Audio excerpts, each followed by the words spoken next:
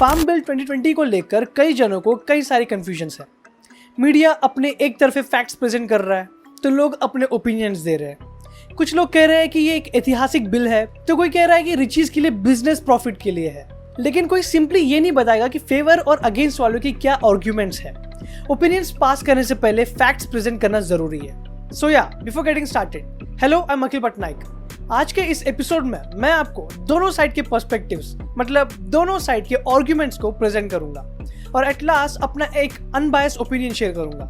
तो यार इस वीडियो को आखिरी तक देखना and I am damn sure कि इस वीडियो के बाद आपको कोई और वीडियो देखने की जरूरत ही नहीं पड़ेगी। अगर आपको मेरा एक काम इंफॉर्मेटिव लगता है तो प्लीज इस वीडियो को लाइक और शेयर करें और मुझे सब्सक्राइब करके सपोर्ट करें। Now let's start.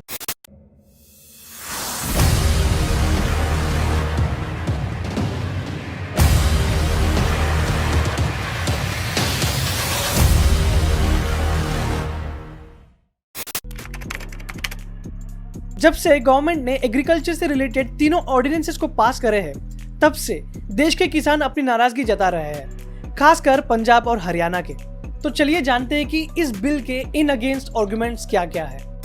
प्रोटेस्टर्स का कहना है कि इस बिल के पास होते ही पूरा एग्रीकल्चर सेक्टर कॉर्पोरेटाइज हो जाएगा, जिसकी वजह से बड़े बड़े कंपनीज और एमएनसीज के हाथों सारा कंट्रोल चले जाएगा और इस कारण हमारे फार्मर्स का एक्सप्लॉयटेशन और भी ज्यादा बढ़ जाएगा। क्रिटिक्स का कहना है कि सरकार इन ऑर्डिनेंसेस को फ्रीडम ऑफ चॉइस बोलकर किसानों को गुमराह कर रहे हैं, जबकि ये चॉइस ऑलरेडी किसानों के पास अवेलेबल है। एपीएमसी जो कि एक रेगुलेटेड मंडी है, वो किसानों को एमएसपी यानी मिनिमम सपोर्ट प्राइस देता है, जो कि किसानों का लॉस होने से बचाता है। अब इन ऑर्डिनेंसेस के पास होने की वजह से कॉर्पोरेट कंपनीज कंपटीशन में आ जाएगी, जिसके कारण एपीएमसी को काफी लॉस होगा।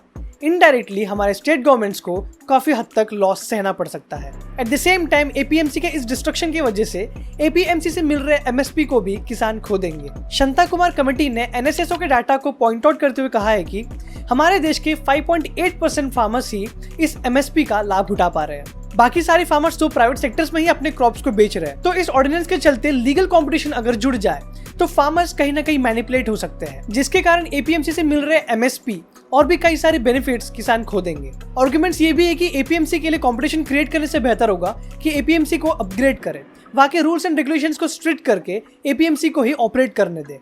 किसानों का कहना है कि इस ऑर्डिनेंस में एमएसपी का जिक्र नहीं किया गया, फार्मर्स की सेफ्टी को लेकर कोई बात नहीं कही गई। फार्मर्स को कॉर्पोरेट कंपनी की वजह से जो एक्सप्लॉयटेशन फेस करना पड़ सकता है उसके बारे में कोई बात नहीं की गई, इसलिए किसान इस बिल को अपोज कर रहे हैं। अपोज में आर्गुमेंट ये भी है कि मोदी जी इस बिल के द्वारा अपने मित्रों को प्रॉफिट दिलवाना चाहते हैं। इस बिल के पास होने की वजह से कॉर्पोरेट कंपनीज का फायदा होगा, किसान का नहीं। कॉर्पोरेट्स के हाथों पावर जाने की वजह से हमें जमाखोरी जैसे प्रॉब्लम्स को भी फेस करना पड़ सकता है। इन शॉर्ट, इस बिल के अपोज के आर्गुमेंट्स को कॉम्प्रेस करके बताऊं तो वो इतना ही चाहते हैं कि सरकार इन तीनों ऑर्डिनेंसेस को वापस ले ले, एपीएमसी मंडीज को प्रोटेक्शन मिले और तीसरी बात जो कि सबसे ज्यादा इंपॉर्टेंट है कि किसानों का लोन क्लियर कर दे। अब चलिए जानते हैं कि फेवर में जो लोग हैं उनके क्या पॉइंट्स हैं।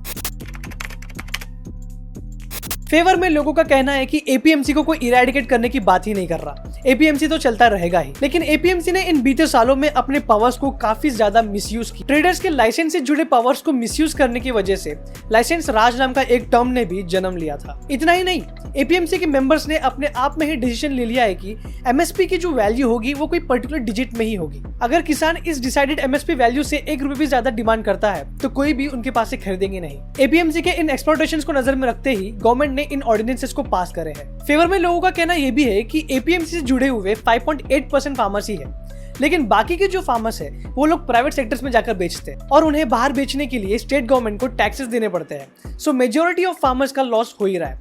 मतलब अगर 2-4 रुपए भी एक्स्ट्रा कमा लेते हैं तो वो उनके पैसे इन टैक्सेस में ही इन्वेस्ट हो जा रहे हैं। सो इन ऑर्डिनेंसेस की वजह से अब किसानों को टैक्सेस देने की जरूरत नहीं पड़ेगी। अगर हम इस टैक्सेस की एस्टिमेशन वैल्यू निकालते हैं तो वो 3,500 करोड़ से भी ज्यादा निकलता है, जो कि अब किसानों को देने की कोई जरूरत नहीं पड़ेगी। पहले ऐसे था कि एक एपीएमसी छोड़कर दूसरे एपीएमसी के पास किसान को जाना मना था। दूसरे एपीएमसी में अगर किसानों को बेटर प्राइस मिल भी रहा है फिर भी वो नहीं जा सकते। लेकिन अब इस बिल के पास होने की वजह से किसान अब सिर्फ एपीएमसी टू एपीएमसी ही नहीं बल्कि स्टेट टू स्टेट भी ट्रैवल करके अपने क्रॉप्स को बेच सकते हैं और इसके लिए किसी भी तरह के टैक्स स्टेट गवर्नमेंट को देने की जरूरत नहीं पड़ेगी, क्योंकि अब इस बिल के पास होते ही ये सब कुछ लीगलाइज हो गया है। फिर बात आती है एमएसपी की, तो गवर्नमेंट ने ये साफ साफ क्लियर किया है कि एमएसपी की जो फैसिलिटी है वो रहेगी। एपीएमसी और एमएसपी ये दोनों पैरेलली एग्जिस्ट करेंगे। बिल के फेवर में कहना यह भी है कि अगर किसानों को कोई बेटर प्राइस प्राइवेट सेक्टर देता है तो किसान उनके पास जा सकते हैं, और अगर नहीं मिलता है तो उनके लिए एपीएमसी तो रहेगा ही। एपीएमसी में आकर वो अपने एमएसपी के प्राइस पर सेल कर सकते हैं। सो किसानों के लिए दोनों तरफ से विन एंड विन सिचुएशन होगा।